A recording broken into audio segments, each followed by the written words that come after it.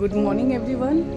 সকালবেলার ওয়েদারটা দেখো কত সুন্দর, আকাশের মেঘটা দেখো কত ভালো লাগছে দেখতে, সেই যেন তুলোকেও ছড়িয়ে রেখেছে, এত সুন্দর লাগছে দেখেছো।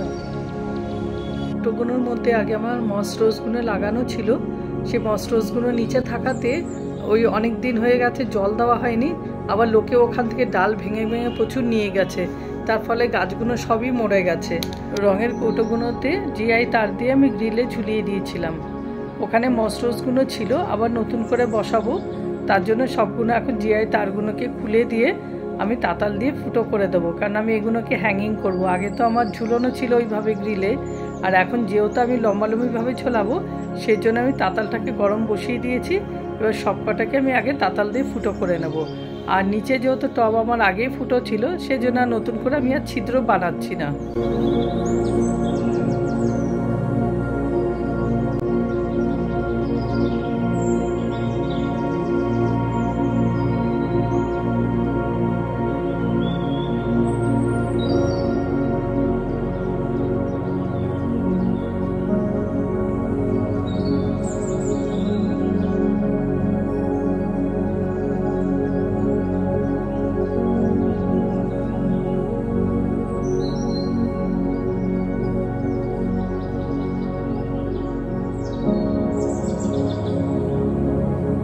আলুর বেডটার মধ্যে আমি কলমি শাক দিয়েছিলাম, ইঁদুরের মাথাগুলো সব খেয়ে নিচ্ছে, আর কলমি শাকটা ভালো হচ্ছেও না, আর মাটিও আমার যেহেতু কম, সেই জন্য আমি বেড থেকে মাটিগুলো নেব মস রোজটা বসানোর জন্য।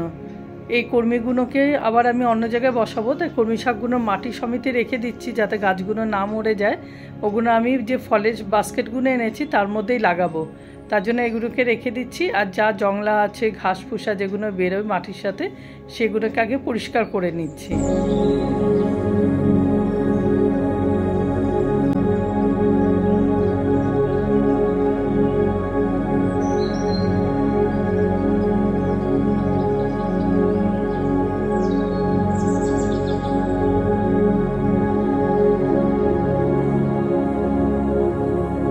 মাটির সাথে একটু স্যাপ মিশিয়ে নেবো, কেন গুড়ি গুড়ি পোকা থাকে অনেক জানো।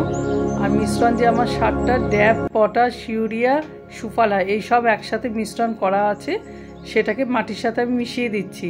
দিয়ে ভালো করে মিশিয়ে নিয়ে এবার আমার যেহেতু কাঠের রান্না করে আমি মাঝে মাঝে জানো আমার চারকোল থাকে, চারকোলগুলোকে আমি ধুয়ে রেখে দিই, না ধুলেও চলে টবের ক্ষেত্রে, আমি ধুয়ে রেখে দিই কোনো সময় যদি বারবিকিউ বা কোনো কিছু করতে লাগে সেই জন্য। তা এখন যেহেতু আমার অনেক কটা এর আগেও চারকোল ছিল, আমি টবেতেই লাগিয়ে দিয়েছি।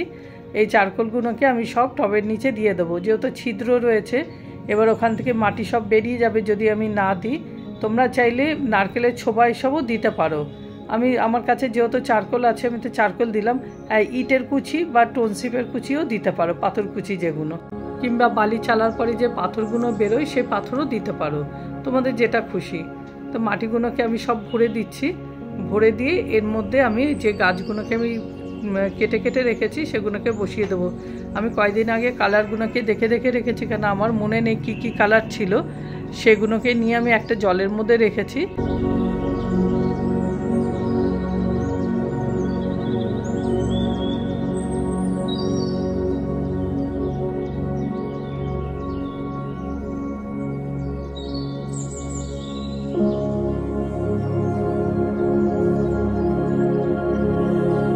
কালার যেহেতু আমার মনে নেই, যে সময় ফুলটা ফুটেছে আমি ঠিক সেই ডালগুলোকেই নিয়ে রেখেছিলাম, সবগুলোকে বসিয়ে দিয়ে অল্প করে জল দিয়ে এবার ছাওয়ায় রেখে দেবো, যতদিন না গাছটা ঠিকমতো সুস্থ হয়ে বড় হচ্ছে।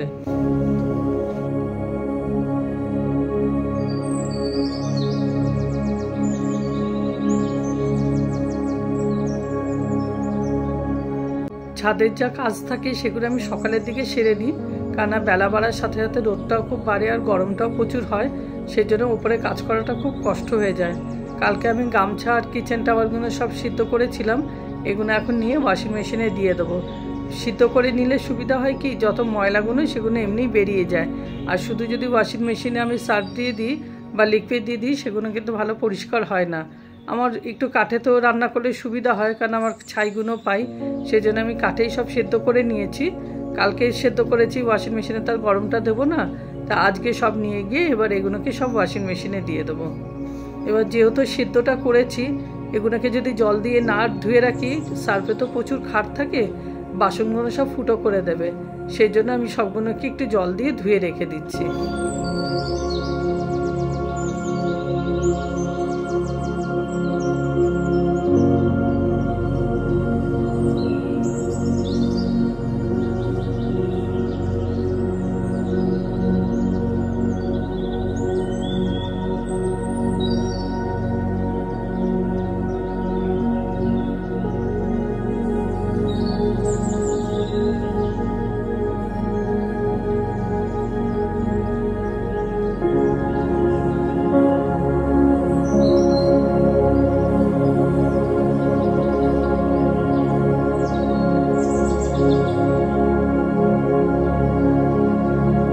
এত ইঁদুর হয়েছে, ইঁদুরের উৎপাতে কিচ্ছু রাখা যায় না। দেখো, এর আগে আমার মেশিনটা নষ্ট করে দিয়েছে। এর এখনও দেখছি সেই ইঁদুরের পটি, হিসু সব রয়েছে এখানে। এত নোংরা করেছে, সেই ইঁদুর যেখানেই যাবে সেখানে দেবে একটা চিটচিটা ভাব থাকে, আর তেমনি বিশ্রী গন্ধ থাকে। পুরো দুটো মেশিনের মধ্যে এত পটি করেছে। এর আগে অত দামি মেশিনটা আমার তার ভেতরে ঢুকে তার ফার কেটে দিয়েছে। ওয়াশিং মেশিনেরও একবার দিয়েছে। এমনি ওরা যদি খায় দায় থাকে কিন্তু অসুবিধা নেই, কিন্তু এরা বড্ড অনিষ্ট করে। তার কেটে দেবে, কোনো জিনিস কেটে দেবে, আর সব কাটা মেশিনের উপর দেখো কত পটি করেছে। আর এত বিশ্রী গন্ধ না। এই এখন সব পরিষ্কার করবো। অনেকদিন সেলাই ফ্লাই করিনি, মেশিনগুলো ওইভাবেই রেখে দিয়েছি। আসলে কি বলতো, গরম পড়ে গেছে, তার মধ্যে একটু কুড়েও হয়ে গেছি এখন বড্ড। আগের মতন কাজবাজও করি না সেরকম। তো যাই হোক, এখন সবগুলো পরিষ্কার টরিষ্কার করি। দেখি আবার কল পাততে হবে। কল পেতেই বা কী করবো, ওদের মারতেও যেন কষ্ট হয়, জানো তো। ওই ছেড়ে দিয়ে আসলে, দূরে কয়েকবার ছেড়ে দিয়ে এসছে, আবার দেখি রিটার্ন চলে আসে। আর যদি না ওদের হাঁটানো হয়, জিনিস অনিষ্ট করবে। মানে কি জ্বালা বলো তো, কোনটা করবো নিজেরাই বুঝে উঠতে পারি না।